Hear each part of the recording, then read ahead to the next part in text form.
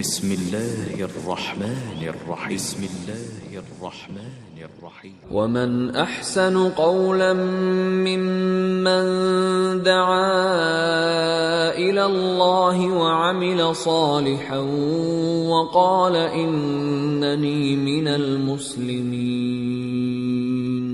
അല്ലാഹുവിങ്കലേക്ക് ക്ഷണിക്കുകയും സൽക്കർമ്മം പ്രവർത്തിക്കുകയും തീർച്ചയായും ഞാൻ മുസ്ലിങ്ങളുടെ കൂട്ടത്തിലാകുന്നു എന്നു പറയുകയും ചെയ്തവനേക്കാൾ വിശിഷ്ടമായ വാക്ക് പറയുന്ന മറ്റാരുണ്ട്? അസ്സലാമു അലൈക്കും വറഹ്മത്തുള്ളാഹി വബറകാതുഹു. ബിസ്മില്ലാഹിർ റഹ്മാനിർ റഹീം. അൽഹംദുലില്ലാഹി റബ്ബിൽ ആലമീൻ വലാഖിബത്തു ലിൽ മുത്തഖീൻ വലാ ഉദ്വാന ഇല്ലാ അലൽ ളാലിമീൻ വനുസല്ലി വനുസല്ലിമു അലാ അംബിയാഇ വൽ മുർസലീൻ നബീന മുഹമ്മദിൻ വഅലാ ആലിഹി വസഹ്ബിഹി അജ്മഈൻ.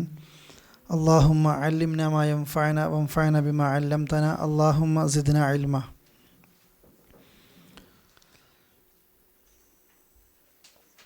أعوذ بالله من الشيطان الرجيم. بسم الله الرحمن الرحيم. يسألونك عن الأهلة قل هي مواقيت للناس والحج وليس البر بأن تأتوا البيوت من ظهورها وليس البر بأن تأتوا البيوت من ظهورها ولكن البر من اتقى وأتوا البيوت من أبوابها واتقوا الله لعلكم تفلحون. وقاتلوا في سبيل الله الذين يقاتلونكم ولا تعتدوا إن الله لا يحب المعتدين. واقتلوهم حيث ثقفتموهم وأخرجوهم من حيث أخرجوكم والفتنة أشد من القتل ولا تقاتلوهم عند المسجد الحرام حتى يقاتلوكم فيه فإن قاتلوكم فاقتلوهم كذلك جزاء الكافرين. فإن انتهوا فإن الله غفور رحيم.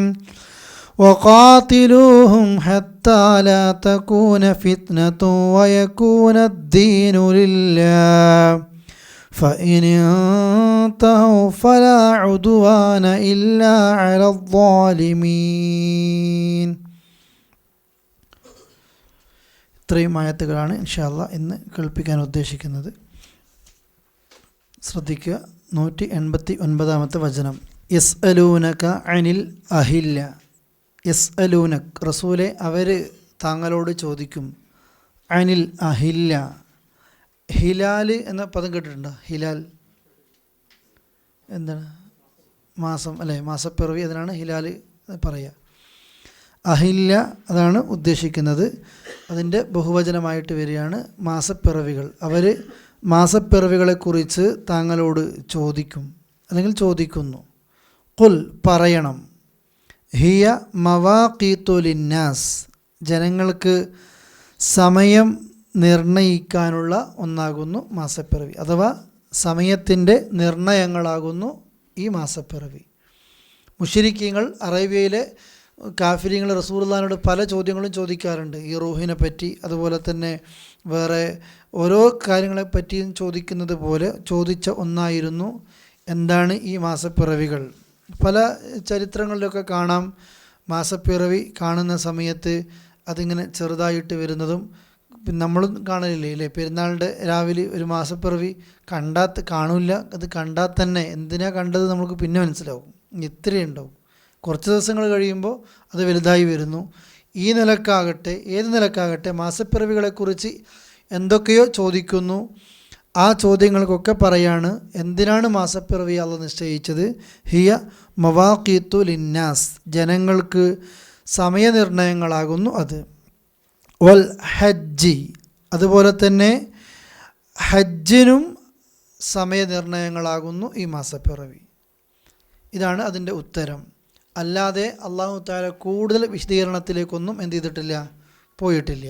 ആളുകൾക്ക് പിന്നെ പ്രത്യേകിച്ച് എല്ലാ മുസ്ലിങ്ങൾക്കും അറിയേണ്ട ഒരു വിഷയമാണ് ഹജ്ജുമായി ബന്ധപ്പെട്ട കാര്യങ്ങൾ. അതിൻ്റെ സമയം, അതിൻ്റെ ഏത് സമയത്താണ് ആ മാസം, ദുൽ ഹജ്ജ് മാസം ഏത് മാസം ആരംഭിക്കുന്നു, അതുപോലെയുള്ള കാര്യങ്ങൾ ഹജ്ജിന് പോകുന്ന ആളുകൾക്ക് പ്രത്യേകിച്ചും അല്ലാതെ തന്നെ മുസ്ലിങ്ങൾക്ക് പൊതുവെയായിട്ടും ഹജ്ജിൻ്റെ സമയത്ത് അതിൻ്റെ കച്ചവടക്കാർക്കും അറബികൾക്കും എല്ലാവർക്കും ആവശ്യമായ ഒരു പ്രധാനപ്പെട്ട കാര്യമായതുകൊണ്ട് തന്നെ അള്ളാഹ് പറയുന്നു, അത് ഒന്ന് ഹജ്ജിന് വേണ്ടിയിട്ടുള്ള സമയനിർണയമാണ്.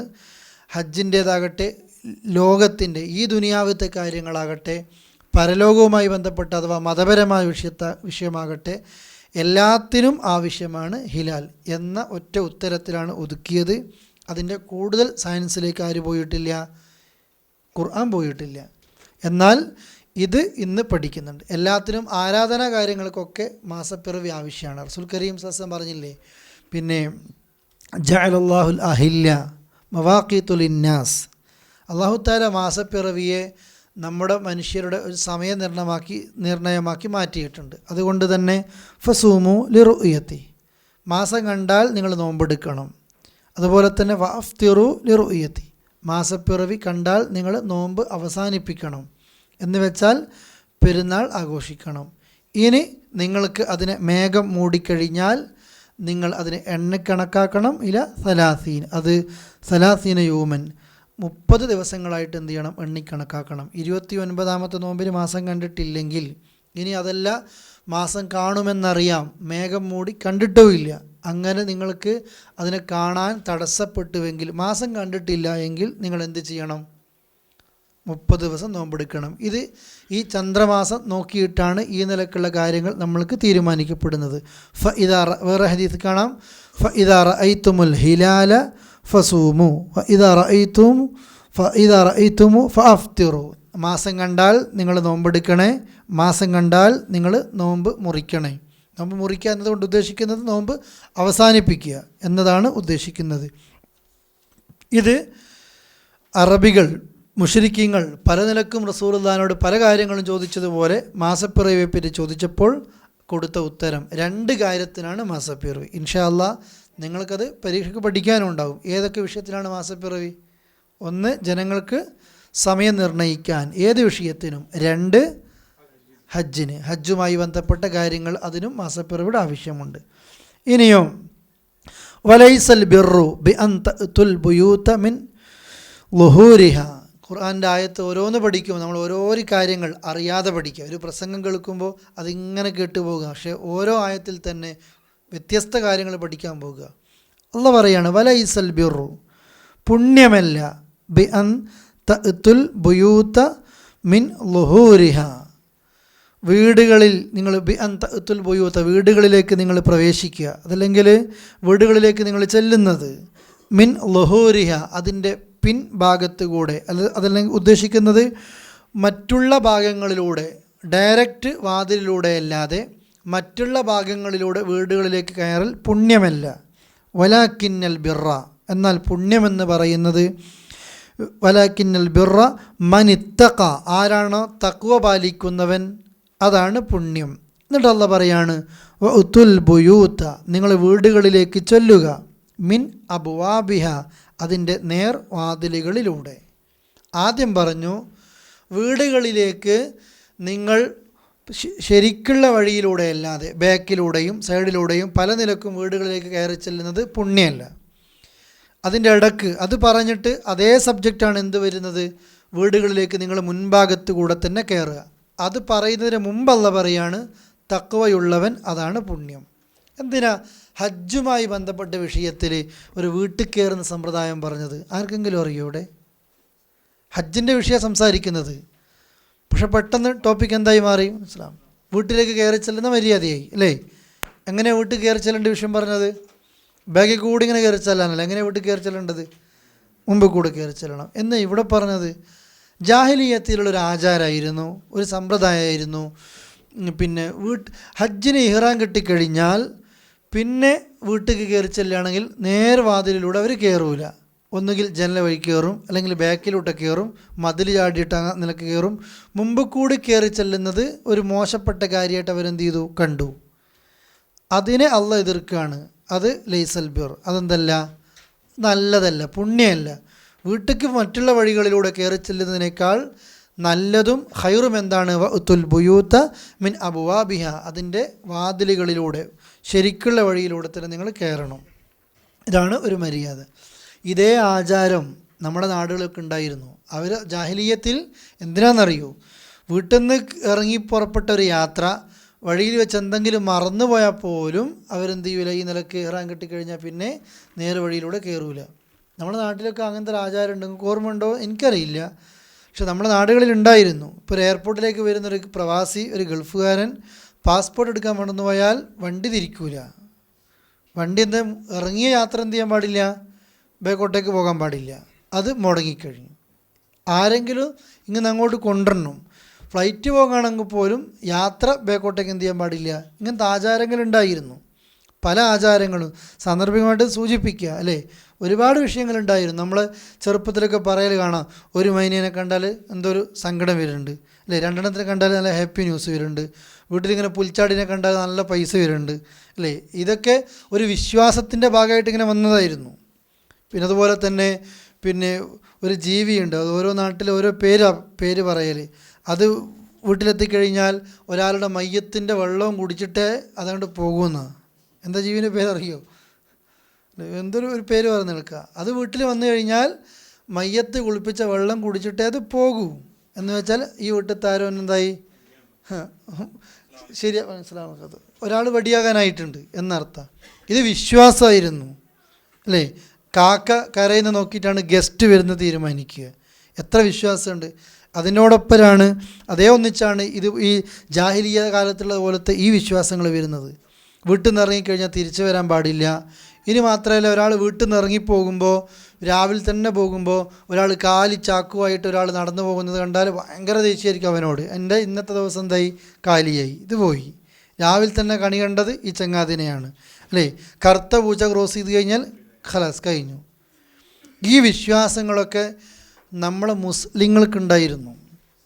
അഥവാ ജാഹിലിയ്യത്തിൽ ഏതൊക്കെ ദുശകനങ്ങളുണ്ടോ, ശകുനം നോക്കുക.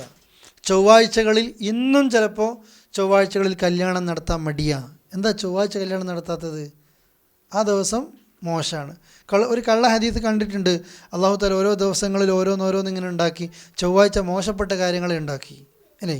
അതുപോലെ തന്നെ നാട്ടിലൊരു മലയാളത്തിൽ ഇസ്ലാമിക കാര്യങ്ങൾ പഠിപ്പിക്കാൻ ഒരു ബൈത്ത് രൂപത്തിൽ, ഒരു പദ്യരൂപത്തിലൊരു പുസ്തകം ഇറക്കി, അൽ മവാഹിബുൽ ജലിയ എന്ന് പറയുന്ന പുസ്തകമുണ്ട്. അതിൽ കാണാം ഡ്രസ്സ് എടുക്കാൻ ഏത് ദിവസമാണ് പറ്റുകയെന്ന്. അയാൾ ആ പദ്യം വായിച്ചു നോക്കിയാൽ ഒരു ദിവസം ഡ്രസ്സ് എടുക്കാൻ പറ്റൂല. കാരണം ഇന്ന ദിവസം ഡ്രസ്സ് എടുത്താൽ കരിഞ്ഞു പോകും, ഇന്ന ഡ്രസ്സ് എടുത്തു കഴിഞ്ഞാൽ വേറെ അപകടം ഉണ്ടാകും.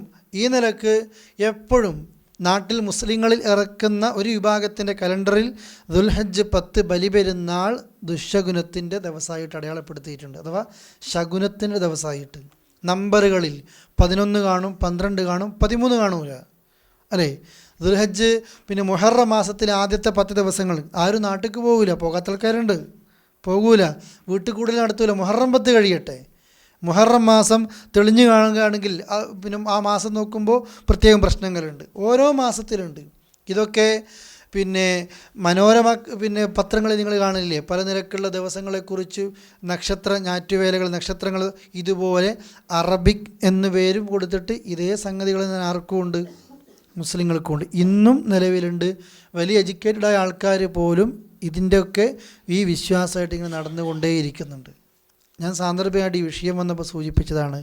നമ്മൾ പഠിക്കണത് ഈ ആയത്തിൻ്റെ അപ്പുറത്തേക്ക് നിങ്ങൾ ശ്രദ്ധ കൊണ്ടുപോകുകയാണ്. നമ്മൾക്കൊരു വിഷയം ഉണ്ടാകണം സഹോദരങ്ങളെ. എപ്പോഴും ഒരു ദിവസത്തെയും നമ്മൾ ചീത്ത പറയാൻ പാടില്ല. തസുബുദ്ദഹർ, ദിവസത്തെ നിങ്ങൾ ചീത്ത പറയരുത്. കാരണം ഇന്നനി അനദ്ദഹർ, ഞാനാണ് കാലം, ഇത് അല്ലാഹ് പറയാം. അഥവാ ഞാനാണ് കാലത്തെ നിയന്ത്രിക്കുന്നത്. ഒരു ദിവസവും എന്തില്ല, മോശയില്ല, ഒരു ദിവസവും ശകുനയില്ല. ഈ ജാഹിലിയത്തിലെ ആചാരമാണത്. ഇങ്ങനെ കയറാൻ പാടില്ല, ഇങ്ങനെ കയറണം എന്നൊക്കെ നിലക്ക് നമ്മൾ വീടുണ്ടാക്കുമ്പോൾ ഉണ്ടാകാം. അതുപോലെ തന്നെ വീടിന് കുറ്റിയടിക്കുന്ന സമയം മുതൽ തുടങ്ങും, വീടിന് ഓരോ ഹോൾസ് വെക്കുന്ന സമയം മുതൽ തുടങ്ങും. എല്ലാം ശരിയായിട്ടുണ്ടാകും. ആശാരിക്ക് വേണ്ടിയിട്ട് അതും കൂടി ഉണ്ടായിക്കോട്ടെ, അതിലെ അത് ഇയാൾക്കും കൂടെ ഉണ്ടായിക്കോട്ടെ. അങ്ങനെയല്ല, ഒരു ദിവസം മോശമില്ല, ഒരു നമ്പറും മോശമില്ല, ഒരു കാര്യങ്ങളും മോശമില്ല. എല്ലാ ദിവസവും എല്ലാ നിലക്കും ഹൈറാണ്. എന്ത് കാര്യത്തിനും അള്ളാഹുവിൽ നമ്മൾ തവക്കുൽ ചെയ്യുക എന്നതല്ലാതെ ഒരു കാലിച്ചാക്കുകാരനും നമ്മളൊന്നും മുടക്കാൻ പറ്റില്ല, ഒരു കറുത്ത പൂച്ചക്കും നമ്മളൊന്നും മുടക്കാൻ പറ്റില്ല. അതൊരു മീന്തലാണ്ടിട്ട് ഇപ്പുറത്തേക്ക് മണ്ടിയതായിരിക്കും. അത് ഈ സാധു വന്നത് ആ പൂച്ച വിചാരിക്കുന്നില്ല ഞാൻ ഈ ചങ്ങാതിൻ്റെ മുമ്പിലാണ് വിട്ടുപോയത് അല്ലേ, അതാണ് അത് വിചാരിക്കുന്ന സങ്കടം. ഇതാ നമ്മൾ നേരെ ഉൾട്ടയായിട്ട് ചിന്തിക്കുക. അങ്ങനെ തവക്കുൽ മുറിയുന്ന ഒരനുഭവങ്ങളും ഒരാൾക്കും ഉണ്ടാകരുത്. ഇത് നമ്മളെ പലരും എഴുതി പഠിപ്പിക്കാൻ കാരണം, ഈ വിശ്വാസം ഉണ്ടാക്കാൻ കാരണം, ഈ അന്ധവിശ്വാസം ഉണ്ടെങ്കിലേ ചില ആളുകൾക്ക് ജീവിക്കാൻ പറ്റൂ. മനുഷ്യന്മാർ അന്ധവിശ്വാസമാകും തോറും പണക്കാരാകുന്ന കുറേ ആൾക്കാരുണ്ട്. കൂടുതലും സ്ത്രീകളെയാണ് ഈ വിഷയത്തിൽ എന്ത് ചെയ്യുന്നത്, പറ്റിക്കപ്പെടുന്നത്. കണ്ടില്ലേ നിങ്ങൾ, ഏറ്റവും കൂടുതൽ ദജ്ജാലിനെ പിൻപറ്റുന്നത് ആരായിരിക്കും? പുരുഷരോ സ്ത്രീകളോ? സ്ത്രീകളായിരിക്കും. ഏറ്റവും കൂടുതൽ അന്ധവിശ്വാസത്തിൻ്റെ പിന്നിൽ പോകുന്നത് ആരാ? സ്ത്രീകളാണ്. അവരാണ് പെട്ടെന്ന് പറ്റിക്കുക അല്ലേ. 2 ലക്ഷം കിട്ടും എന്ന് പറഞ്ഞാൽ 3 ലക്ഷത്തിൻ്റെ മാല അയച്ചുകൊണ്ട് കൊടുക്കും അല്ലേ. 2 ലക്ഷം നിധി കിട്ടും എന്ന് പറഞ്ഞാൽ എത്ര പെട്ടെന്ന് പറ്റും. ഈ നിലക്ക് ഇന്നും നമ്മുടെ നാട്ടിൽ പോലും എന്ത് ചെയ്യുന്നുണ്ട്, തട്ടിപ്പുകൾ നടക്കുന്നുണ്ട്. സാന്ദർഭികമായി സൂചിപ്പിച്ചതാണ്. അള്ളാഹ് പറയുന്നു, വീടുകളിൽ അതിൻ്റെ പിന്നാമ്പുറങ്ങളിലൂടെ കയറുന്നത് ഹൈറല്ല, നേരിലേക്ക് പോകുക. അതിൻ്റെ ഇടക്ക് പറഞ്ഞു വലാക്കിന്നൽ ബിർറ മനിത്തഖ, തഖ്വയുള്ളവൻ ആരാണോ അള്ളാഹുവിനെ സൂക്ഷ്മത കാണിച്ച് ജീവിക്കുന്നവൻ അവനാണ് അള്ളാഹുവിൻ്റെ അടുക്കൽ എപ്പോഴും നല്ലവൻ. വേറെ സൂറത്തിൽ കാണാം, മനുഷ്യരെ ഒരാണിൽ നിന്നും ഒരു പെണ്ണിൽ നിന്നും നിങ്ങളെ സൃഷ്ടിച്ചു അല്ലേ. പരസ്പരം നിങ്ങളെ ഗോത്രങ്ങളും കബീലകളും ചേരികളുമൊക്കെ ആക്കി തിരിച്ചത് പരസ്പരം കലഹിക്കാനും വെളുത്തവനും കറുത്തവനും വലിയ കാര്യങ്ങൾ പറയാനും വേണ്ടിയിട്ടല്ല, മറിച്ച് ലിതആറഫു നിങ്ങളെ പരസ്പരം തിരിച്ചറിയാനാണ്. നമ്മൾക്കൊക്കെ ആ ധാരണ നല്ലതാണ്. തൊലി വെളുപ്പുള്ള ആളുകൾ കറുത്തവനോട് മിണ്ടില്ല, ഇന്ന് നാടിനെ ആ നാട്ടുകാരനായി പ്രഖ്യാപിച്ച് അവരോട് മിണ്ടില്ല. നേരെ മറിച്ച് അള്ളാഹു ഈ ഭാഷ വ്യത്യാസങ്ങൾ അതുപോലെ തന്നെ കളറുകൾ എല്ലാം ഇത് അള്ളാഹിൻ്റെ ഒരു ദൃഷ്ടാന്താണ്. എന്തിനാണ്? ലിതആറഫു നിങ്ങൾ പരസ്പരം ഒന്ന് അറിയാൻ വേണ്ടിയിട്ട്. ഒരു അമേരിക്കക്കാരൻ പോകുമ്പോൾ അറിയണം അയാൾ അമേരിക്കക്കാരനാണ്, ഒരു ആഫ്രിക്കക്കാരൻ പോകുമ്പോൾ അയാൾ ആഫ്രിക്കക്കാരൻ അറിയാൻ വേണ്ടി ഒന്ന് തിരിച്ചറിയാൻ. അതിനാണ് ഈ വ്യത്യാസങ്ങൾ അള്ളാഹ് ഉണ്ടാക്കിയത്. അവിടെയും അള്ളാഹ് പറയുന്നു ഇന്ന അക്രമക്കും ഇൻദല്ലാഹി അത്ഖാക്കും, അള്ളാഹിൻ്റെ അടുക്കൽ ഏറ്റവും മാന്യനാരാണ്? തഖ്വയുള്ളവനാണ്. നമുക്കതാ വേണ്ടത്. ലോകത്തെ ആളുകൾ നമ്മളെ പരിഗണിക്കലല്ല വേണ്ടത്. ആര് നമ്മളെ പരിഗണിക്കണം? അള്ളാഹു നമ്മളെ പരിഗണിക്കണം. പടച്ചോൻ പരിഗണിക്കുക തഖ്വയുള്ളവരെ മാത്രം.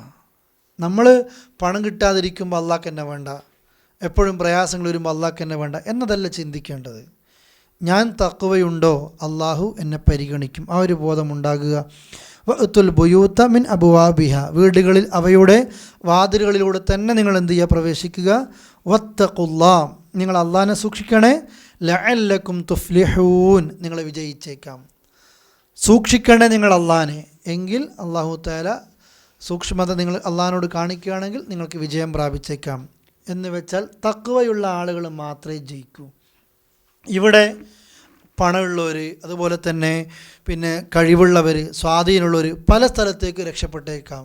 അള്ളാഹ് നോക്കുന്നത് തഖ്വയാണ്. ആ തഖ്വയാകട്ടെ അത്തഖ്വ ഹാഹുന, തഖ്വ ഇവിടെയാണ്. റസൂലുള്ളാഹി സ്വല്ലല്ലാഹു അലൈഹി വസല്ലമ 3 തവണ ചൂണ്ടിക്കാണിച്ചു തൻ്റെ നെഞ്ചിലേക്ക്. തഖ്വ ഇവിടെയാണ്, രൂപത്തിലേക്കല്ല. വലിയ താടിയുണ്ട്, ഡ്രസ്സിലാ നിലക്കുണ്ട്, അതുപോലെ തന്നെ പള്ളിയിൽ 1-ാമത്തെ സഫിൽ കാണുന്നുണ്ട്. ഇതൊന്നും തഖ്വയുടെ അടയാളമല്ല. തഖ്വ ഉണ്ടെങ്കിൽ ഇതൊക്കെ ഉണ്ടായിരിക്കാം, പക്ഷെ ഇതല്ല. തഖ്വ എന്ന് പറയുന്ന ഒരാളുടെ എവിടെ ഉണ്ടാകുന്നതാ?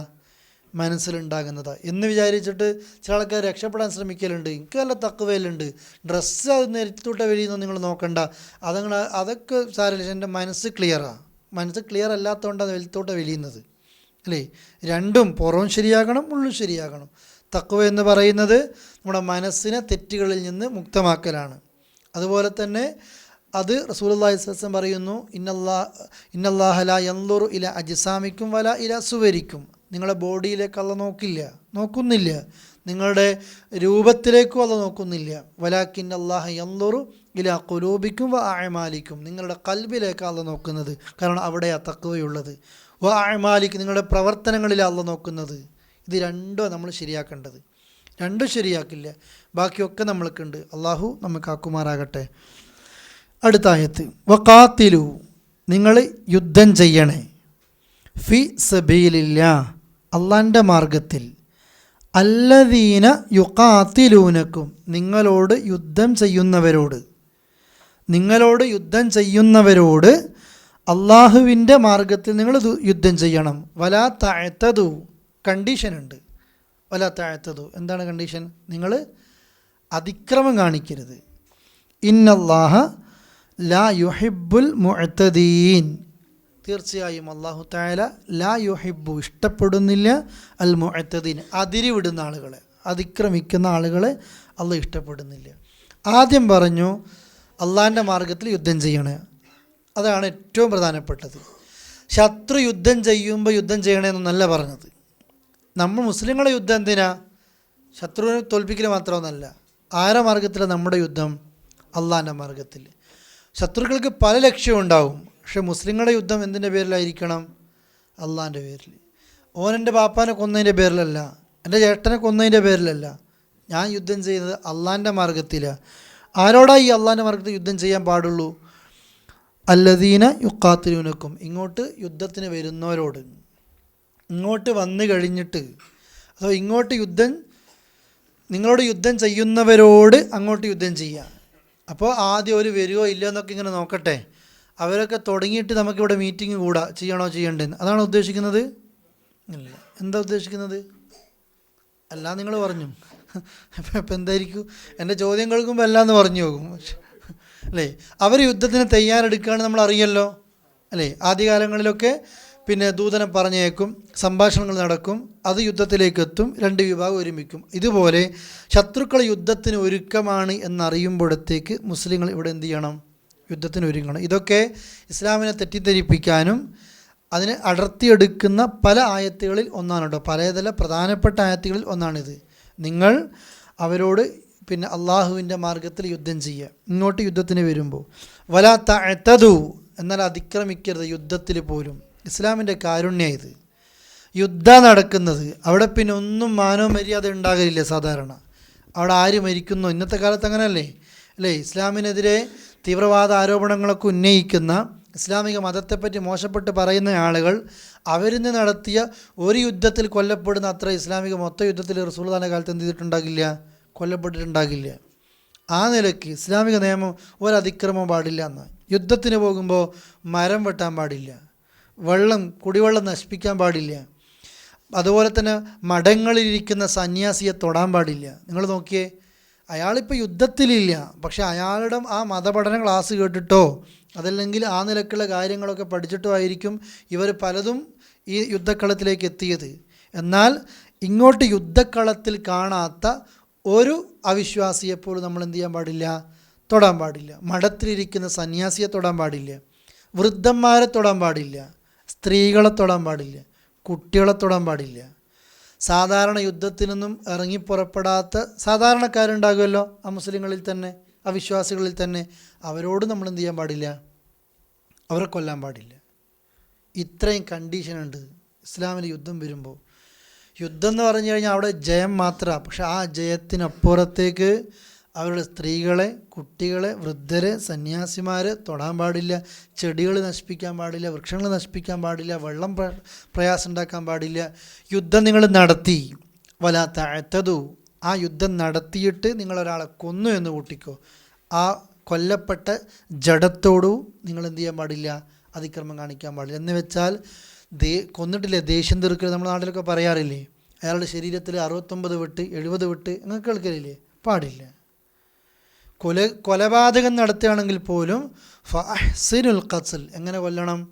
നല്ല പോലെ കൊല്ലണം. എന്ന് വെച്ചാൽ നന്നായിട്ട് കൊല്ലണം എന്നല്ല ഉദ്ദേശിക്കുന്നത്, വൃത്തിയിൽ, അത് മാന്യമായിട്ടായിരിക്കണം. ഒന്നുമല്ല അല്ലേ? ചരിത്രങ്ങളിൽ കാണാം നമ്മൾക്ക്, അലി റളിയല്ലാഹു അൻഹു യുദ്ധം ചെയ്യുമ്പോൾ ഒരാളെ വാളെടുത്ത് വെട്ടുമ്പോൾ അയാൾ മുഖത്തേക്ക് കാർക്കിച്ച് തുപ്പി, വാള് പുറത്തേക്ക് പിൻവലിച്ചു. എന്തിനാന്ന് ചോദിക്കും. എന്താ അദ്ദേഹം പറഞ്ഞ ഉത്തരം? ഞാൻ ആദ്യം അയാൾ യുദ്ധം ചെയ്തത് എന്തിനു വേണ്ടിയായിരുന്നു? അള്ളാഹിൻ്റെ മാർഗത്തിലായിരുന്നു. പക്ഷെ അയാളെൻ്റെ മുഖത്തേക്ക് കാർക്കിച്ച് തുപ്പിയപ്പോൾ എനിക്ക് വ്യക്തിപരമായിട്ട് അയാളോട് എന്തുണ്ടായിട്ടുണ്ട്?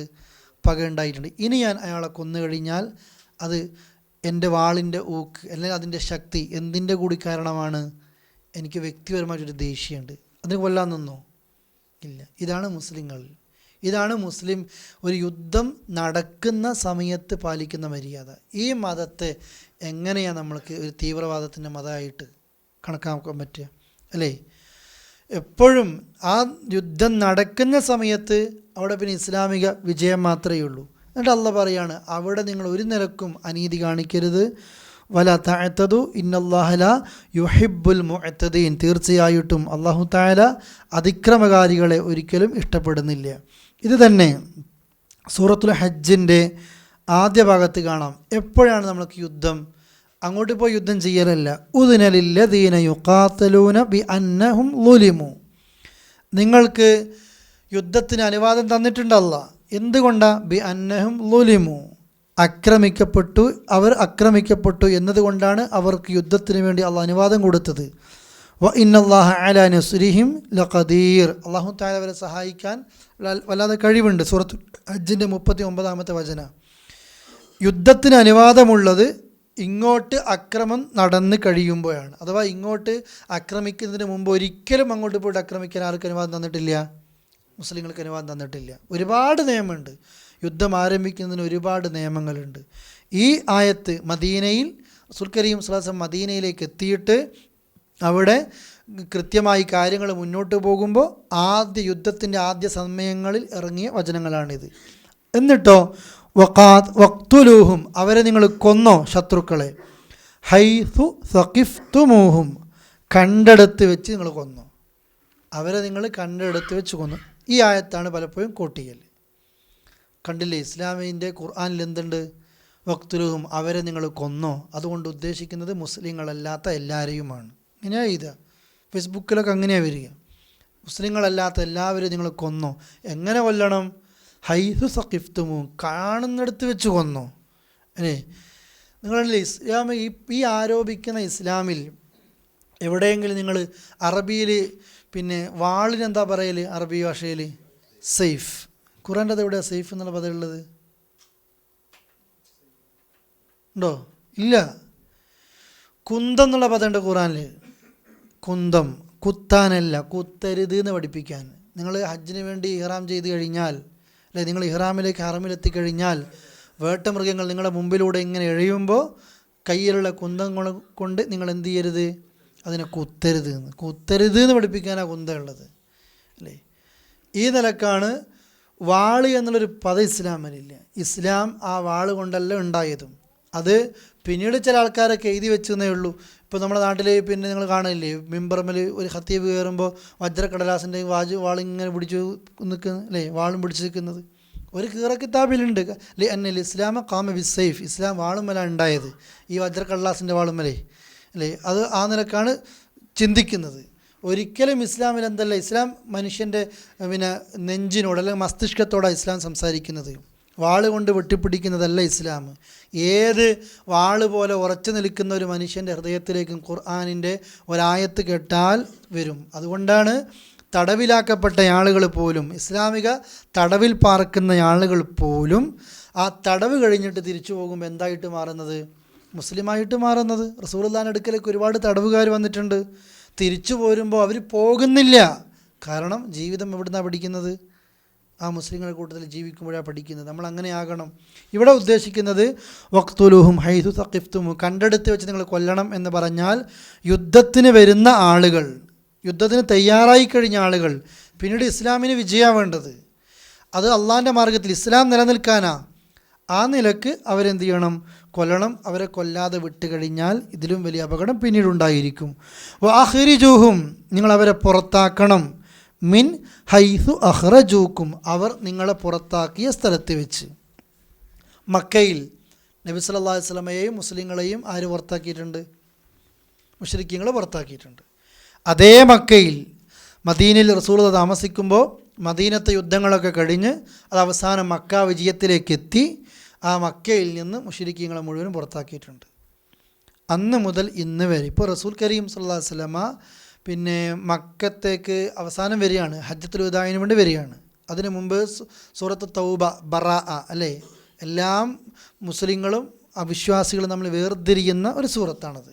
അതൊക്കെ ഇറങ്ങി അള്ളാഹുവിൻ്റെ റസൂൽ പറഞ്ഞു, ഞാൻ മക്കയിലേക്ക് വരുന്നുണ്ട്. ആ സമയത്ത് ഒരു മുശ്രിക്കും എവിടെ ഉണ്ടാകാൻ പാടില്ല? ആ മക്കത്ത് ഉണ്ടാകരുത്. ആ നിലക്കാണ് മക്ക സജ്ജമാക്കുന്നത്. അന്ന് മുതൽ ഇന്ന് വരെ ഇരു ഹറമുകളിലും നമ്മൾക്ക് കാണാം മുസ്ലിം സഹോദരങ്ങൾക്ക് പോകാൻ മറ്റൊരു വഴിയാണ്. അത് മക്ക, അത് പവിത്രമാണ്. അതല്ലെങ്കിൽ ആ ഹറമിൻ്റെ ആ ഭാഗം പവിത്രമാണ്. അവരെ പുറത്താക്കി കഴിഞ്ഞു. ഇന്ന് വരെ അതിങ്ങനെ സൂക്ഷിച്ചു വന്നുകൊണ്ടേയിരിക്കുകയും ചെയ്യുന്നു. ഇതാണ് അതുകൊണ്ട് ഉദ്ദേശിക്കുന്നത് മക്ക വിജയമടക്കമുള്ള ആ ഭാഗം. എന്നിട്ട് വൽ ഫിത്നത്തു, കുഴപ്പമാകട്ടെ, അഷദ്ദു മിനൽ ഖത്ൽ, കൊലപാതകത്തേക്കാൾ ഡേഞ്ചറാണെന്ത്? ഫിത്ന. അതെല്ലാ കാര്യത്തിലും നമ്മൾ മനസ്സിലാക്കണം.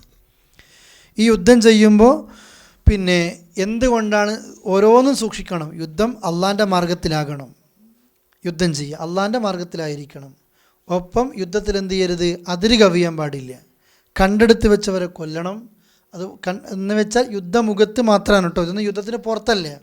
അതുപോലെ തന്നെ പിന്നെ പറയാണ്, നിങ്ങളെ പുറത്താക്കിയതെടുത്ത് നിന്ന് അവരെ നിങ്ങൾ എന്ത് ചെയ്യണം? പുറത്താക്കണം. എന്നിട്ട് പറയുന്നു കുഴപ്പങ്ങൾ അത് യുദ്ധത്തെക്കാളും കൊലപാതകത്തെക്കാളും കാഠിന്യമാണ്. യുദ്ധം ചെയ്യുമ്പോൾ എപ്പോഴും ശ്രദ്ധിക്കേണ്ടത്, ഇന്ന വ്യക്തിയെ ബാക്കിയാക്കി വെച്ചാൽ, അല്ലെങ്കിൽ ഈ യുദ്ധം ഇന്ന രീതിയിൽ പോയാൽ ഒരുപാട് ഫിത്നകളുണ്ടാകും, മുസ്ലിങ്ങൾക്കുണ്ടാകും. അതുപോലെ തന്നെ അമുസ്ലിങ്ങൾ അവിശ്വാസികൾ കൂടുമ്പോൾ അതിനിടയിൽ ജീവിക്കുന്ന മുസ്ലിമീങ്ങൾക്ക് പ്രശ്നമുണ്ടാകും. ആ ഫിത്നകളൊക്കെ തുടച്ചു മാറ്റുന്ന രീതിയിലായിരിക്കണം ഒരു മുസ്ലിമിൻ്റെ യുദ്ധം. നാട്ടിൽ കാണുന്നത് പോലെ ഏതെങ്കിലും ഹൈന്ദവൻ നിരപരാധിയായ ഒരു മുസ്ലിമിനെ കൊന്നാൽ അതിന് പകരം ചെയ്യാൻ ഒരു മുസ്ലിമിനെ അള്ളാഹ് ഏൽപ്പിച്ചിട്ടില്ല. ഈ യുദ്ധങ്ങളൊക്കെ എപ്പോഴാണ് തോന്നിയ ആളുകൾ ചെയ്യുന്ന രൂപയല്ല. ഒരു ഇസ്ലാമിക ഭരണാധികാരി ആ രാജ്യത്തിൻ്റെ രാഷ്ട്രത്തിൻ്റെ ഖാദി ആ നിലയ്ക്ക് സംസാരിക്കുമ്പോൾ, ഓർഡർ പുറപ്പെടുവിക്കുമ്പോൾ അപ്പോഴാണ് നമ്മൾക്ക് എന്തിന് അർഹതയുള്ളൂ? യുദ്ധത്തിന് അർഹതയുള്ളൂ. ഇല്ലെങ്കിൽ നമ്മുടെ ഇന്ത്യ പോലെയുള്ള രാജ്യങ്ങളിലൊക്കെ നീതി നടപ്പാക്കപ്പെടുന്ന കോടതികളുണ്ട്. അതിലേക്ക് പോകുക, ക്ഷമിക്കുക, പ്രാർത്ഥിക്കുക, അള്ളാഹിൻ്റെ സഹായത്തിന് വേണ്ടി ആ നിലയ്ക്ക് ചെയ്യുക. വലാ തുഖാതിലുഹും ഇൻദൽ മസ്ജിദിൽ ഹറാം, മസ്ജിദുൽ ഹറാമിൻ്റെ അടുത്ത് വെച്ച് നിങ്ങൾ യുദ്ധം ചെയ്യരുത്. ഹത്താ യുഖാതിലൂക്കും ഫീ, അവിടെയും കണ്ടീഷൻ എന്താ? അവർ നിങ്ങളോട് യുദ്ധം ചെയ്യുന്നത് വരെ. രണ്ട് ഹറമിൻ്റെ അടുത്ത് നമ്മൾ എന്ത് ചെയ്യാൻ പാടില്ല? യുദ്ധം ചെയ്യാൻ പാടില്ല. അതുപോലെ തന്നെ മസ്ജിദുൽ ഹറാം, മക്കത്തെ പള്ളിയുടെ അടുത്ത് വെച്ച് യുദ്ധം ചെയ്യാൻ പാടില്ല. എന്നാലും അള്ളാഹ് പറഞ്ഞു ഇങ്ങോട്ട് യുദ്ധം ചെയ്യുന്നത് വരെ. ഇനിയോ ഫഇൻ ഖാതലൂക്കും, നിങ്ങളോട് അവർ യുദ്ധം ചെയ്താൽ ഫഖ്തുലൂഹും, അവരോട് നിങ്ങളും എന്ത് ചെയ്തോ? യുദ്ധം ചെയ്തോ. ഇത് പാടില്ലാത്ത സ്ഥലമാണ്. എന്നാൽ അവരെങ്ങാനും പാടില്ലാത്ത സ്ഥലമല്ലേ, മുസ്ലിങ്ങളൊന്നും ചെയ്യില്ലല്ലോ എന്ന് കരുതിയിട്ട് മസ്ജിദുൽ ഹറമിൻ്റെ പരിസരത്ത് വന്ന് നമ്മളെ കൊല്ലാൻ തുടങ്ങിയാൽ, മുസ്ലിങ്ങളെ കൊല്ലാൻ തുടങ്ങിയാൽ ഇത് ഹറമാണല്ലോ എന്ന് വെച്ച് നോക്കി നിൽക്കലല്ല. ആ സമയത്ത് അതിൻ്റെ രീതിയിൽ അവരോട് യുദ്ധം ചെയ്യണം. എന്നിട്ട് കദാലിക ജസാഉൽ കാഫിരീൻ, അപ്രകാരമാണ് കാഫിരിങ്ങൾക്കുള്ള പ്രതിഫലം. അതാണ് അവർക്കുള്ള പ്രതിഫലം. മിണ്ടാതിരിക്കരുത്, യുദ്ധം ചെയ്യണം. ഫഇൻ ഇൻതഹു, അവർ വിരമിച്ചാൽ ഫഇന്നല്ലാഹ, തീർച്ചയായും അല്ലാഹു തആല ഗഫൂറുർ റഹീം, ഏറെ പൊറുക്കുന്നവനാണ്, റഹീമാണ്. നോക്കിയാൽ നിങ്ങൾ, യുദ്ധത്തിന് അവർ വന്നാൽ ചെയ്യണം, അവർ പോയാൽ ബേക്കന്നെ പോകരുത്. അവർ വന്നാലേ ചെയ്യാൻ പാടുള്ളൂ. അവർ പോയാലോ സ്റ്റോപ്പ് ചെയ്യണം. എവിടെയും മുസ്ലിങ്ങൾക്ക് അല്ലാഹു തആല യുദ്ധം ഇഷ്ടപ്പെട്ടിട്ട് അവരുടെ മേലെ കയറാൻ നമ്മൾക്ക് എന്ത് ചെയ്തിട്ടില്ല? അനുവാദം തന്നിട്ടില്ല. ഗതി കെടുമ്പോഴാണ് യുദ്ധം. മുസ്ലിങ്ങൾ ഒരിക്കലും യുദ്ധം ആവശ്യപ്പെടുന്നില്ല. മുസ്ലിം സൈന്യാധിപന്മാർ, ഭരണാധികാരികൾ ഇസ്ലാമിക രാഷ്ട്രത്തിൻ്റെ അയൽ രാജ്യത്തേക്ക് പോയിട്ട് ആദ്യം പറയുക, ഈ അള്ളാഹുവിൻ്റെ ഭൂമിയിൽ അള്ളാഹിനെ ആരാധിക്കാനുള്ള അവസരം ഈ നാട്ടുകാർക്ക് നിങ്ങൾ കൊടുക്കണം. ഇല്ലെങ്കിൽ ഷിർക്കിൻ്റെ പാപത്തിൻ്റെ ഭാരങ്ങൾ നിങ്ങൾ പേറേണ്ടി വരും എന്ന നിലക്ക് സംസാരങ്ങളും എല്ലാം തുടങ്ങുന്നത്. അല്ലാതെ ഒരു രാജ്യത്ത് പോയിട്ട് ചിലർക്ക് പരിചയപ്പെടുന്നത് പോലെ നേരെ വാളും കൊണ്ട് വെട്ടിപ്പിടിക്കാൻ എവിടെയും പോയിട്ടില്ല. ശത്രുക്കൾ ഇങ്ങോട്ട് യുദ്ധത്തിന് തീരുമാനം എടുത്താൽ മാത്രമേ നമ്മൾക്ക് അധികാരമുള്ളൂ. ശത്രുക്കൾ ഏത് സ്ഥലത്ത് വെച്ചിട്ട് യുദ്ധത്തിന് പിരിഞ്ഞു പോയാലും ബാക്കിൽ തന്നെ പോയിട്ട് അവരെ കൊല്ലാൻ പാടില്ല. അവർ പിരിഞ്ഞാൽ ഫഇൻതഹു, പിരിഞ്ഞോ, ഫഇന്നല്ലാഹു ഗഫൂറുർ റഹീം, അള്ളാഹ് ഏറെ പൊറുക്കുന്നവനാ, അള്ളാഹ് റഹീമുമാണ്, നിങ്ങൾ സ്റ്റോപ്പായിരിക്കണം. എന്നിട്ട് പറയുക വഖാതിലൂഹും, അവരോട് നിങ്ങൾ യുദ്ധം ചെയ്യണം. ഹത്താ ലാ തകൂന ഫിത്ന, ഫിത്ന ഉണ്ടാകാത്ത, അതല്ലെങ്കിൽ ഫിത്ന അവസാനിക്കുന്നത് വരെ. അവസാനിച്ചാൽ നിങ്ങൾ എന്ത് ചെയ്യരുത്? യുദ്ധം ചെയ്യാൻ പാടില്ല. ഫിത്ന ഉണ്ടാകാതിരിക്കുന്നത് വരെ നിങ്ങൾ യുദ്ധം ചെയ്യുക. വയകൂന ദീനു ലില്ലാ, മതം അള്ളാഹ്ക്കാകുന്നത് വരെ യുദ്ധം ചെയ്യുക. രണ്ട് കാര്യത്തിനാണ് യുദ്ധം. ഏതുവരെ യുദ്ധമുണ്ട്? ഫിത്ന തീരുന്നത് വരെ യുദ്ധമുണ്ട്. ഫിത്തിന അവസാനിച്ചത്. നേരത്തെ പറഞ്ഞില്ലേ, കൊലപാതകത്തേക്കാൾ ഡേഞ്ചറാണെന്ത്? ഫിത്തിന. ശത്രുക്കൾ പടച്ചുവിടുന്ന ഫിത്തിനകളിൽ മുസ്ലിങ്ങളുടെ വിശ്വാസം പോലും നഷ്ടപ്പെട്ടു പോകും. ആ യുദ്ധത്തിലൂടെ ആ ഫിത്തിന തീരണം. ഒപ്പം മതം അള്ളാൻ്റെ പേരിൽ എന്ത് ചെയ്യണം? ആയിത്തീരുകയും ചെയ്യണം. ഇത് രണ്ടും ആയിക്കഴിഞ്ഞാൽ പിന്നെ എന്ത് ചെയ്യാൻ പാടില്ല? യുദ്ധം ചെയ്യരുത്. ഇപ്പോൾ സഹാബികളുടെ കാലത്ത് പിന്നെ മുസ്ലിങ്ങൾക്കിടയിൽ യുദ്ധം നടന്നിട്ടുണ്ട്, ഉണ്ടോ? ഇല്ലേ? ആ സമയത്ത് അബ്ദുല്ലാഹ് ബിൻ ഉമർ റളിയല്ലാഹു അൻഹു ഇതിലൊന്നും പങ്കെടുത്തിട്ടില്ല. അപ്പോൾ അദ്ദേഹത്തോട് ചോദിച്ചു, നിങ്ങളെന്താ ഈ വിഷയത്തിലൊന്നും ഇടപെടാത്തെന്ന് ചോദിച്ചപ്പോൾ ഈ ആയത്ത് അദ്ദേഹം ഓതിയത്, അഥവാ ഫിത്തിന ഉണ്ടാകുന്നത് വരെയാണ് യുദ്ധം, പിന്നെ ആ ഫിത്തിന ഇല്ലാതാകുന്നത് വരെ ഒരു യുദ്ധം, ദീൻ അള്ളാൻ്റെതാകുന്നത് വരെ യുദ്ധം. നമ്മളായിക്കഴിഞ്ഞു ഓൾറെഡി. റസൂലുള്ളാഹിയുടെ കാലത്ത് ആ നിലയ്ക്ക് നമ്മൾ ചെയ്തു. പക്ഷെ ഇപ്പോൾ ഈ യുദ്ധത്തിലൂടെ ഉണ്ടാകുന്നത് എന്തായിരിക്കും? ഫിത്തിനയാണ്. ഫിത്തിന നഷ്ടപ്പെടാനാണ് ശരിക്കും എന്ത്? യുദ്ധം. ഇത് ഫിത്തിന ഉണ്ടാകുന്ന വിഷയമാണ്, അതുകൊണ്ടാണ് ഞാനിതിലേക്ക് പങ്കെടുക്കാത്തതെന്ന് അദ്ദേഹം മറുപടി പറയുക. ഇതാണ് നമ്മളും എപ്പോഴും, ഞാൻ ഈ ആയത്ത് തീരാൻ വേണ്ടി കാത്തിരിക്കുക. ഈ ഫിത്തിന എന്ന് പറയുന്നൊരു വിഷയം അത് ഭയങ്കരമാണ്. നേരിട്ട് വന്ന് ആക്രമിക്കുന്നതിനേക്കാൾ മാരകമായിരിക്കും ഒരു നാട്ടിൽ ഒരു ഫിത്തിന ഉണ്ടാക്കിയിട്ട് രക്ഷപ്പെടൽ. നിങ്ങളിപ്പോൾ കണ്ടില്ലേ, എല്ലാ തരത്തിലുള്ള കുഴപ്പങ്ങൾക്കും ഫിത്തിന എന്ന് പറയും. ഇപ്പം നമ്മുടെ നാട്ടിലുണ്ടാക്കുന്ന, കേരളത്തിലുണ്ടാകുന്നൊരു വലിയൊരു ഫിത്തിനയാണ് പിന്നെ സൗഹാർദ്ദം തകർക്കുക എന്നുള്ളത്. വലിയൊരു അജണ്ടയാണ്. ഒരാൾക്കും പിന്നെ നമ്മുടെ നാട്ടിലൊരു ഹിന്ദുവിനോ മുസ്ലിമിനോ ക്രിസ്ത്യാനിക്കോ ഒന്നുമില്ലായിരുന്നു ഒരു അക്രമ നോട്ടമോ ആ നിലക്കുള്ള വാസനയോ ദേഷ്യമോ ഒന്നുമില്ലായിരുന്നു. പക്ഷേ ഈ അടുത്ത കാലത്ത് എന്താ അറിയില്ല, ഈ അടുത്ത കാലത്തായി എല്ലാവരും പരസ്പരം ഒരു ഭീതിയില്ല നമ്മുടെ കേരളത്തെ പോലും കാണുന്നത്. ഇന്ത്യയിൽ ഇത്ര സൗഹാർദ്ദത്തിൽ ജീവിക്കുന്ന ഒരു ഭാഗം ഇല്ലായിരുന്നു. പക്ഷെ ഇപ്പം നിങ്ങൾ നോക്കിയാൽ നമ്മുടെ കേരളത്തിൻ്റെ സാഹചര്യം, കേൾക്കുന്ന വാർത്തകൾ, അറിയുന്ന വാർത്തകളൊക്കെ ഓരോന്നും ആരെയാണോ ഒതുക്കേണ്ടത് അതിന് ഏറ്റവും മോശപ്പെട്ട മാർഗ്ഗങ്ങൾ. മുസ്ലിങ്ങളിലെ പ്രത്യേകിച്ചിട്ട് അല്ലേ, ഭൂരിഭാഗം മുസ്ലിങ്ങൾ താമസിക്കുന്ന മലപ്പുറം പോലത്തെ ഭാഗങ്ങളൊക്കെ കാണാം, എങ്ങനെയെങ്കിലും ഒരു പ്രശ്നം ഉണ്ടാക്കിയിട്ട് മുസ്ലിങ്ങളെ വൈകാരികമായിട്ട് ഒന്നിറങ്ങിക്കിട്ടാൻ കാത്തു നിൽക്കുക. അതാണ് ഫിത്തിനയുടെ ലക്ഷ്യം. ഉപദ്രവിച്ചിട്ട് അല്ലേ, ഒരാളെ ഇങ്ങനെ നിരന്തരം ഉപദ്രവിച്ചിട്ട് തീവ്രവാദിയാക്കണം. അതിനുള്ള എല്ലാ പ്ലാനിങ്ങും നടന്നുകൊണ്ടേയിരിക്കുന്നു. അള്ളാഹു കാക്കുമാറാകട്ടെ. ഇതാണ് ഫിത്ന എന്ന് പറയുന്നത്. ഒരിക്കലും തീരില്ല. ഉണ്ടാക്കുന്ന ആൾക്കാർ ഒരു ചെറിയ ലക്ഷ്യം ഉണ്ടാവും, പക്ഷേ ആ ഒരു ഫിത്ന പുറപ്പെട്ട് കഴിഞ്ഞാൽ അത് ഉറങ്ങിക്കിടക്കുന്ന ഒന്നാ. അതെങ്ങാനുണ്ട് കത്തിപ്പടർന്നാൽ അതെവിടേക്കാണ് പോയി അവസാനിക്കുക എന്നറിയില്ല.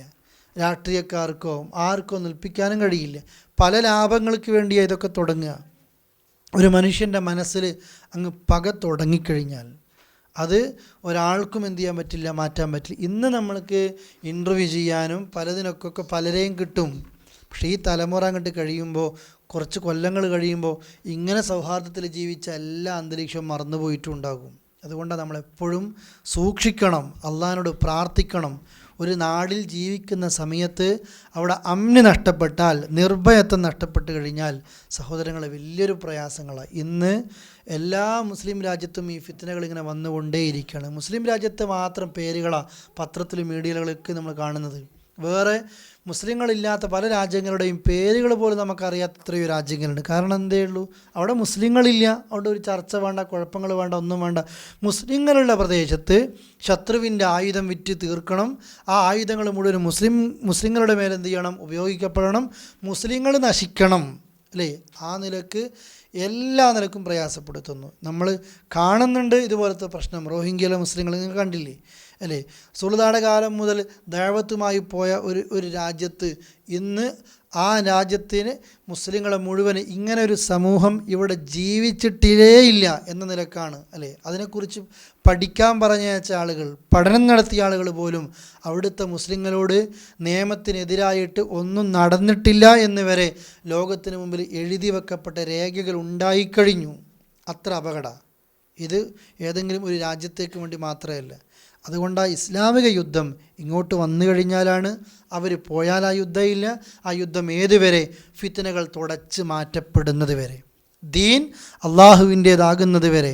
അങ്ങനെ ആയിക്കഴിഞ്ഞാൽ ഫഇനിൻതഹു, അവർ പിരിഞ്ഞു പോയാൽ ഫലാ ഉദ്വാന ഇല്ലാ അലല്ലാലിമീൻ, അവർ പിരിഞ്ഞാൽ ഫലാ ഉദ്വാന, പകയില്ല, അതല്ലെങ്കിൽ പിന്നെ ശത്രുത പാടില്ല. ഇല്ല അലല്ലാലിമീൻ, അക്രമികളോടല്ലാതെ ഒരിക്കലും പക പാടില്ല. അല്ലെങ്കിൽ ശത്രുത പാടില്ല. അവർ പിരിഞ്ഞു പോയിട്ട് പിന്നെ വേറെ ഏതെങ്കിലും ആളുകളോട് ആ നിലക്ക് പിന്നെ ഒരു പ്രയാസങ്ങളുണ്ടാക്കുന്ന നിലക്ക് ഒരു മുസ്ലിമിന് ഒരിക്കലും അവരോട് യുദ്ധം ചെയ്യരുത്. ഇത് ഇസ്ലാമിൻ്റെ യുദ്ധവുമായി ബന്ധപ്പെട്ട ഏതാനും ചില കാര്യങ്ങളാണ് ഈ ആയത്തുകളിലൂടെ സൂചിപ്പിച്ചത്. ഇവിടെ നമ്മൾ ശരിക്കും മനസ്സിലാക്കണം എന്താണ് ഇസ്ലാം ലോകത്തോട് പ്രബോധനം ചെയ്യുന്നത്. ഇസ്ലാം ഇത്രയേ പറയുന്നുള്ളൂ, ആരാധന മുഴുവനും അള്ളാഹുവിനായിരിക്കണം. ഇതിനു വേണ്ടിയിട്ടാണ് അമ്പിയാക്കൾ ലോകത്ത് വന്നത്. ഈ അമ്പിയാക്കൾ മുഴുവനും അള്ളാഹുവിൻ്റെ ഈ സന്ദേശം ലോകത്തേക്ക് എത്തിക്കുന്നുണ്ട്. ഇത് കേട്ട് കഴിഞ്ഞ ആളുകളൊക്കെ കേൾക്കാത്തവരിലേക്ക് എത്തിച്ചു കൊണ്ടേയിരിക്കണം. എന്നാൽ ഈ മതം ഒരു നിലക്കും ഒരാളെ കൊല്ലാൻ വേണ്ടി ഉണ്ടാക്കിയതല്ല. ഇപ്പോഴും നിങ്ങൾ മനസ്സിലാക്കും എത്ര നിയമങ്ങളാണ് യുദ്ധത്തിൽ ഇങ്ങനെ കൊലപാതകം നടത്താനും എങ്ങനെ കൊല്ലണം എന്നൊക്കെ. ഇത് ഏത് മതഗ്രന്ഥം പരിശോധിച്ച് നോക്കിയാലും ആഭ്യന്തരമായിട്ട് ചില വിഷയങ്ങൾ വരുമ്പോൾ സിവിൽ കേസുകൾ വരും, ക്രിമിനൽ കേസുകൾ വരും, അതിന് ഗൈഡൻസ് കൊടുക്കേണ്ടി വരും. ആ നിലക്ക് ഇവിടെയൊക്കെ കൊടുത്തു എന്നേ ഉള്ളൂ. ഇത് വായിച്ചാൽ നിങ്ങൾക്ക് എവിടെയെങ്കിലും ബോധ്യപ്പെട്ടോ അങ്ങോട്ട് പോയിട്ട് അവരെ ആക്രമിച്ച് കൊല്ലുന്നൊരായത്ത് ബോധ്യപ്പെട്ടോ? നമ്മുടെ ഭാഗ്യം ഇത്തരം ലേൺ ദി ഖുർആൻ്റെ ക്ലാസ്സുകളൊക്കെ പങ്കെടുക്കുമ്പോൾ നമുക്ക് കിട്ടുന്ന ഭാഗ്യം ഇതുപോലത്തെ വേദികളിലല്ലാതെ ചിലപ്പോൾ നമ്മൾ ഈ ആയത്തുകളിലൂടെ നമ്മളെ കണ്ണെത്തിയിട്ടുണ്ടാകില്ല. എന്താണോ മീഡിയ പറയുന്നത് അതേ നമുക്ക് കേൾക്കേണ്ടി വരും. കണ്ടെടുത്ത് വെച്ച് കൊല്ലണമെന്ന് ആരെങ്കിലും പറയുമ്പോൾ അങ്ങനെ പറഞ്ഞോ, അതിപ്പോൾ എവിടെയാണ് പറഞ്ഞിട്ടുണ്ടാകുക അല്ലേ? അടുത്ത ഉസ്താദിന് വാട്സപ്പ് ആക്കിയിരിക്കും അല്ലേ, ഇങ്ങനെ എവിടെയാണ് പറഞ്ഞു. ഇയാൾ പരിശോധിക്കുന്നുണ്ടാവില്ല, ഇയാൾ പഠിക്കുന്നുണ്ടാവില്ല, അത് ഇവിടുന്ന് കിട്ടിയാൽ ഇപ്പുറത്ത് കൊടുക്കുകയും ചെയ്യും. അങ്ങനെയല്ല വേണ്ടത്. നമ്മൾ ഈ ഇസ്ലാമിൽ എവിടെയാണ് ഒരു അമുസ്ലിമിനെ പോലും കൊല്ലാനോ നോവിക്കാനോ വേദനിപ്പിക്കാനോ പറയുന്നില്ല എന്ന് മാത്രമല്ല, അന്യായമായിട്ടൊരു മനുഷ്യനെ കൊന്നാൽ ഫകഅന്നമ ഖതലന്നാസ ജമീഅ, ലോകത്ത് എല്ലാവരെയും കൊല്ലുന്നതിന് തുല്യമാണ് എന്ന് പഠിപ്പിച്ചത് ഖുർആൻ മാത്രമാണ്. ഒമൻ അഹ്യാഹ ഫകഅന്നമ അഹ്യന്നാസ ജമീഅ, ഒരാൾക്ക് ജീവൻ നൽകിയാൽ എന്ന് വെച്ചാൽ ഒരാളെ ഇതുപോലെയുള്ള പ്രശ്നങ്ങളിൽ നിന്ന് കാത്ത് രക്ഷിക്കുകയാണെങ്കിൽ എല്ലാവർക്കും ജീവൻ കൊടുത്തതിന് തുല്യമാണ്. ഇതാണ് ഇസ്ലാം. അന്യായമായിട്ട് ഒരാളെയും കൊല്ലാൻ പാടില്ല. പാലക്കാട് വെച്ചിട്ട് ഒരു മുസ്ലിമിനെ കൊന്നു, അതിൻ്റെ പകരം കാസർഗോഡ് വെച്ചിട്ട് അത് പാടില്ല. നമ്മൾക്ക് നമ്മുടെ വീട്ടിലെ ഒരാൾ ആക്രമിച്ച് കയറി നമ്മളെ വീട്ടിൽ ആരെയെങ്കിലും കൊലപ്പെടുത്തിയെന്ന് കൂട്ടിക്കോ, ആ കൊലപ്പെടുത്തുന്ന സമയത്ത് നമ്മൾ അവിടെ ഉണ്ടെങ്കിൽ മാത്രമേ അവിടെ അറ്റാക്ക് ചെയ്യാനോ അല്ലെങ്കിൽ അവരോട് പ്രതിരോധിക്കാനോ പ്രതികരിക്കാനോ നമുക്ക് അർഹതയുള്ളൂ. നമ്മൾ അറിഞ്ഞു 4 ദിവസം കഴിഞ്ഞിട്ട് ഇന്നയാളാ ചെയ്തത്, അയാളെ കൊല്ലാൻ പാടുണ്ടോ നമ്മൾക്ക്? ഒരു മുസ്ലിമിന് പറഞ്ഞേ, 3 ദിവസം കഴിഞ്ഞിട്ട് നമ്മൾ അറിഞ്ഞു ഇന്നയാളെ കൊല്ലാൻ പാടുണ്ടോ? ഇല്ല. നമ്മൾ നിയമപരമായിട്ട് മാത്രമേ അതിനെ നേരിടാൻ പാടുള്ളൂ. ഇത്ര കണിശതയുണ്ട്. എത്രയുണ്ട് നിങ്ങൾ കണ്ടില്ലേ? യുദ്ധത്തിന് പോയി കഴിഞ്ഞാൽ പോലും ഒതുവാൻ പാടില്ല, അഥവാ ആക്രമിക്കാൻ പാടില്ല. യുദ്ധത്തിന് പോയി കഴിഞ്ഞാൽ പോലും ആ കൊലപാതകങ്ങൾ നടത്തുമ്പോൾ യുദ്ധം ചെയ്യുമ്പോൾ മാന്യനായിരിക്കണം. എത്രത്തോളം ഉസാമത്ത് ബിൻ സയ്യിദ് റളിയല്ലാഹു അൻഹു കണ്ടില്ലേ, ഒരാളെ കൊല്ലുമ്പോൾ അയാൾ എന്തു പറഞ്ഞു? ലാ ഇലാഹ ഇല്ലല്ലാഹ് പറഞ്ഞു, കൊന്നു. മദീനത്തെത്തി റസൂലുള്ളാഹിയോട് കാര്യം പറഞ്ഞു, റസൂലേ ഇങ്ങനെ കൊന്നിട്ടുണ്ട്. അപ്പോൾ അയാളെ ഞാൻ കൊല്ലുമ്പോൾ ലാ ഇലാഹ ഇല്ലല്ലാഹ് പറഞ്ഞു. അപ്പോൾ റസൂലുള്ളാഹിൻ്റെ മുഖമൊക്കെ ചോക്കാണ്. ആ ഖതൽത നഫ്സൻ ബഅദ മാ ഖാല ലാ ഇലാഹ ഇല്ലല്ലാഹ്, അയാൾ ലാ ഇലാഹ ഇല്ലല്ലാഹ് പറഞ്ഞിട്ട് ഉസാമ നീ കൊന്നോ? റസൂൽ അത് അദ്ദേഹം രക്ഷപ്പെടാൻ വേണ്ടി പറഞ്ഞതല്ലേ. അഫലാ ശഖഖ്ത ഖൽബ, നീ അവൻ്റെ കൽബ് ചുഴ്ന്നു നോക്കിയിട്ടുണ്ടോ ഉസാമ എന്നാണ് ചോദിച്ചത്. യുദ്ധത്തിന് വന്ന ശത്രുവാ, വെട്ടിങ്ങനെ കൊള്ളാൻ നോക്കുമ്പോൾ ലാ ഇലാഹ ഇല്ലല്ലാഹ് പറഞ്ഞു, കൊന്നു. അപ്പോഴും ചോദിച്ചത് എന്താ? കൽബ് ചുഴ്ന്നു നോക്കിയിട്ടുണ്ടോ? നീ എന്താ ഉസാമ അള്ളാഹിനോട് പറയുക? നാളെ പരലോകത്ത് അയാൾ വരും, ലാ ഇലാഹ ഇല്ല മരിക്കുമ്പോൾ ചൊല്ലിയ കലിമയായിട്ട് അയാൾ വരുമ്പോൾ നിനക്ക് എന്ത് മറുപടി പറയാനുണ്ടാകും അള്ളാഹുവിൻ്റെ അടുക്കൽ? എന്നിട്ട് റസൂലുള്ളാഹി സദസ്സിൽ നിന്ന് എഴുന്നേറ്റ് പോകുക. സഹാബികൾ പറയുക, പോകുമ്പോഴും റസൂലുള്ളാഹി പറയാണ്, അഖതൽത നഫ്സൻ ബഅദ മാ ഖാല ലാ ഇലാഹ ഇല്ലല്ലാഹ്, ലാ ഇലാഹ ഇല്ലല്ലാഹ് പറഞ്ഞിട്ട് നീ ആളെ കൊന്നു അല്ലേ ഉസാമ? ഇതാണ് ഇസ്ലാമിലെ യുദ്ധത്തിൻ്റെ നിയമം. ആരാണോ ആക്രമിക്കാൻ വരുന്നത് അവരോട് മാത്രം, അവർ നിർത്തിയാൽ അപ്പം നിർത്തണം. ഇതാണ് ഈ ഭാഗത്ത് നിയമം. ഒരു ഭാഗത്ത് സൂറത്ത് പറഞ്ഞില്ലേ, പൂച്ചയെ കെട്ടിയിട്ട പെണ്ണിനെ പോലും നരകത്തിൽ ഞാൻ കണ്ടിട്ടുണ്ട്. ഗ്രഹണ നിസ്കാരം നിസ്കരിച്ച് കഴിഞ്ഞപ്പോൾ പറഞ്ഞു, ഞാൻ ആ നരകം കണ്ടപ്പോൾ പൂച്ചയെ കെട്ടിയിട്ട പെണ്ണ് പോലും നരകത്തിലാണ്. ഒരു മനുഷ്യനെ അല്ല, ഒരു പൂച്ചയെ കെട്ടിയിട്ട് പോലും ഒരു പെണ്ണങ്ങോട്ടേക്ക് പോയി, നരകത്തിലേക്ക് പോയി. ഇത് പഠിപ്പിച്ച മതമാണ് ഇസ്ലാം. നായക്ക് വെള്ളം കൊടുത്ത വേശ്യ അവൾ സ്വർഗത്തിലാണെന്ന് പഠിപ്പിച്ചു അല്ലേ. ഒരു പക്ഷിക്കുഞ്ഞിനെ റസൂലുള്ളാഹിന്റെ അടുക്കലേക്ക് കൊണ്ടുപോകുക സമ്മാനായിട്ട്. കാണുന്നില്ലേ പക്ഷിക്കുഞ്ഞിയുടെ തള്ളപ്പക്ഷി ആകാശത്ത് വട്ടമിട്ട് പറക്കുന്നത്? അതിന് സങ്കടപ്പെടും, അതുകൊണ്ട് ഇതിനെ വിട്ടേക്ക് എന്ന് പഠിപ്പിച്ച മത ഇസ്ലാം. മനുഷ്യരോട് മാത്രമല്ല, എന്നുള്ള ഒരു പക്ഷികളോട്, പച്ചക്കയറിലുള്ള ഏത് ജീവിയോടും അല്ലേ? അബൂദറിനോട് പറഞ്ഞില്ലേ, എത്രത്തോളം നന്മ പഠിപ്പിക്കുന്നു. നിൻ്റെ വീട്ടിൽ കറി വെക്കുമ്പോൾ ഇതാ തബഖ്ത മിർഖത്തൻ ഫഅക്സിർ മഅഹ, നീ വീട്ടിൽ കറി വെക്കുകയാണെങ്കിൽ ഇത്തിരി വെള്ളം കൂട്ടിയിട്ട് കറി അധികമാക്ക്, എന്നിട്ട് നിൻ്റെ അയൽവാസിക്ക് കൊടുക്ക് അല്ലേ? അവൻ പട്ടിണി കിടക്കുമ്പോൾ വയറ് നിറച്ച് ഭക്ഷണം കഴിച്ചാൽ നീ മുസ്ലിമല്ല. മുസ്ലിങ്ങളാണോ അമുസ്ലിങ്ങളാണോ എന്നല്ല, അയൽവാസിക്ക് ഭക്ഷണം കൊടുക്കാതെ ഭക്ഷണം കഴിക്കുന്ന വ്യക്തികൾ, അവർ പ്രയാസപ്പെട്ട് കഴിയുമ്പോൾ നമ്മൾ വയറ് നിറച്ച് ഭക്ഷണം കഴിച്ചിട്ട് ബാക്കി വേസ്റ്റ് ആക്കുക, മുസ്ലിമല്ല. ഇത് പഠിപ്പിച്ച ഇസ്ലാം, ഇതിനെയാണ് ഇന്ന് ഏറ്റവും മോശപ്പെട്ട മതമായിട്ട് പല കമൻസുകളിലൊക്കെ കണ്ടുകൊണ്ടേയിരിക്കുന്നത്. ഈ നശിച്ച മതം എന്ന് പറയുന്നവർ, മുഹമ്മദ് റസൂൽ കരീം സല്ലല്ലാഹു ഇതുപോലെ ഉപദ്രവിക്കുന്ന, ഈ പേര് പറഞ്ഞിട്ട് അദ്ദേഹത്തെ റസൂലുള്ളാഹിയെ ചീത്ത പറയുന്ന ആളുകൾ, ഇതിനനുസരിച്ച് പ്രവർത്തിക്കുന്ന ആരെങ്കിലും മുസ്ലിങ്ങളുടെ ഉള്ളിലുണ്ടെങ്കിൽ എപ്പോഴും അത് വല്ലാത്തൊരു അപകടവും കൂടിയാണ്. ശത്രുക്കൾ പറയുന്നതൊക്കെ ആരോപണങ്ങളാണ്. എന്നാൽ ആ ആരോപണങ്ങൾ സത്യപ്പെടുത്തുമാറ് ചില പ്രതികരണങ്ങളൊക്കെ കാണുമ്പോൾ സങ്കടവും തോന്നും അല്ലേ? ഇസ്ലാമിൻ്റെ പേരും പറഞ്ഞിട്ടാണ് ഇതുപോലെയുള്ള ചില ഭീകര പ്രസ്ഥാനങ്ങളൊക്കെ ഉണ്ടാക്കുന്നതിൻ്റെ പിന്നിൽ പലർക്കും പല ലക്ഷ്യങ്ങളും ഉണ്ടായിരിക്കാം. സൈനിക ശക്തികൾ തന്നെയാണ് എൻ്റെ പിന്നിലുള്ളത് എന്നും എല്ലാവർക്കും അറിയാം. എന്നാലും ആകൃഷ്ടരായി പോകുന്ന ആളുകളുണ്ടല്ലോ മുസ്ലിങ്ങളുടെ കൂട്ടത്തിൽ അല്ലേ? ഒരു സ്ഥലത്തും ചാവേറായിട്ടൊരാളെ കൊല്ലാൻ നമ്മളെ ഏൽപ്പിച്ചിട്ടില്ല. യുദ്ധത്തിന് പോകാതെ, യുദ്ധത്തിന് വരാതെ ഓരോരുത്തർ എന്തൊക്കെയാണ് പറയുന്നത് അല്ലേ? അവിടെ കൊല്ലുന്നില്ലേ, അതിനാണ് ഖത്തീഫിലെ പള്ളിയിൽ ബോംബിട്ടത്. എന്തിനാ? അവർ ഇന്ന സ്ഥലത്ത് നമ്മളെ ബുദ്ധിമുട്ടിക്കുന്നുണ്ട്. അതിന് ഖത്തീഫത്തെ പാവപ്പെട്ടവർ എന്ത് ചെയ്തു അല്ലേ? ഖത്തീഫിൽ ദമാമിലെ ഒരു കോഴ്സ് കഴിഞ്ഞൊരു ഡോക്ടർ അല്ലേ, ഒരു സ്ത്രീയാണ്. ആ പെൺകുട്ടി പിന്നെ പഠനം കഴിഞ്ഞ് പുറത്തിറങ്ങാനായിട്ടുണ്ട്. ഒരു കുട്ടിയെ എടുത്തു പോകുമ്പോഴാണ് ആ പെൺകുട്ടിക്ക് ബാക്കിൽ നിന്ന് വെടിവെക്കുന്നത്. എന്താ കാരണം? മുസ്ലിങ്ങളിലെ ഒരു വിഭാഗം ആയി എന്നതാണ് കാരണം. അതിനു വേണ്ടിയിട്ടാണ് കൊല്ലുന്നത്. എവിടെയായി പാപങ്ങൾ കഴുകുക എന്നു പറഞ്ഞ ആളുകൾ അവസാനം ഈ രാജ്യത്തെ കാവലേൽക്കുന്ന പോലീസുകാർ പള്ളിയിൽ നിസ്കരിച്ചു കൊണ്ടിരിക്കുമ്പോൾ സുജൂദ് പോകുന്ന സമയത്ത് പോലും വെടിവെച്ച് കൊല്ലാനും, മദീനത്തെ പള്ളിയുടെ സമീപത്ത് പോലും ഈ നിലക്കുള്ള ബോംബ് സ്ഫോടനങ്ങൾ ഉണ്ടാക്കാനും ഒരാളുടെ മനക്കെട്ടി വന്നിട്ടുണ്ടെങ്കിൽ ഇസ്ലാമും അവരും തമ്മിൽ ഒരു ബന്ധവും ഇല്ല. ഏത് പടുജായാലും മദീനയും ഒക്കെ എത്തുമ്പോൾ ഒന്ന് പേടിക്കും. അവിടെ പോലും പേടിയില്ലാത്ത ഒരാൾക്ക് ഇസ്ലാമുമായിട്ടൊരു ബന്ധവും ഇല്ല നമുക്ക് വെക്കാം. അതൊന്നും ഇസ്ലാമിക് അക്കൗണ്ടിലേക്ക് നമ്മൾ ചേർക്കരുത്. നമുക്കും തോന്നിപ്പോകരുത്. ചില പത്രങ്ങളുണ്ട്, ആ പത്രം നിങ്ങൾ ഒരു കൊല്ലം 2 കൊല്ലം വായിച്ച് നോക്കിക്കഴിഞ്ഞാൽ അല്ലേ, ചില മലയാള പത്രം നിങ്ങൾ എടുത്തു നോക്കിയേ, അതിൻ്റെ അകത്ത് നിങ്ങൾ ചിലപ്പോൾ ഇവിടെ നിന്നല്ല നാട്ടിൽ നിന്ന് വായിച്ചു നോക്കണം. ആ പത്രം ഒരു കൊല്ലം ആ പത്രത്തിൻ്റെ ചില പിന്നെ എല്ലാ രാഷ്ട്രീയ പേജുകളൊക്കെ വായിച്ചു നോക്കിയാൽ എപ്പോഴും മുസ്ലിങ്ങളിങ്ങനെ ആക്രമിക്കപ്പെടുന്ന വാർത്ത തന്നെ കേൾക്കുമ്പോൾ തിരിച്ചടി കൊടുക്കുന്നുണ്ട്. അതിങ്ങനെ തോന്നിപ്പോകും, ഒരു പ്രേരണ ഉണ്ടാക്കും. മുസ്ലിങ്ങളിൽ ഉണ്ട് ആ തീവ്രവാദ ചിന്ത ഉണ്ടാക്കുന്ന ആളുകൾ. അതുകൊണ്ട് നമ്മൾക്ക് ആ തരത്തിലുള്ള ധാരണകൾ ഉണ്ടാകരുത്. ഒരു വ്യക്തിയോടും ഒരു അമുസ്ലിമിനോടും നമുക്ക് വെറുപ്പില്ല. മുസ്ലിങ്ങൾക്ക് ഒരു അമുസ്ലിമിനോട് വെറുപ്പുണ്ടാകാൻ പാടില്ല. കാരണം അവൻ മനുഷ്യനാണ്. നമ്മൾക്ക് മതത്തോട് മാത്രമേ വെറുപ്പുള്ളൂ. ആ മതം ആയിപ്പോയല്ലോ, രക്ഷിക്കണം എന്ന ചിന്തയെ നമ്മൾക്ക് ഉണ്ടാകാൻ പാടുള്ളൂ. ഖാലിദ് ബിൻ വലീദ് ഇസ്ലാമിക ശത്രുവായിരുന്നു. ഉഹുദ് കാണാൻ പോകുമ്പോൾ നമുക്ക് കാണാം 70ഓളം സഹാബികളോടെ മരിച്ചു കിടക്കുന്നുണ്ട് അല്ലേ, ഷഹീദുകളാണ്. അത് തൊട്ടവർ ജബലുർ റുമാത്തുണ്ട്, അമ്പയ്യ നിർത്തിയ ആളുകളുടെ ആ മല കണ്ടിട്ടുണ്ടല്ലോ. അവിടെ നിന്ന് കുറച്ച് ആൾക്കാർ ഇറങ്ങിയപ്പോൾ ഖാലിദ് ബിൻ വലീദ് ശത്രുക്കളുടെ ഭാഗത്താണ്, പിന്നിലൂടെ വന്നിട്ട് ആക്രമിച്ചിട്ടാണ് ഉഹുദ് മുസ്ലിങ്ങൾ തോറ്റത്.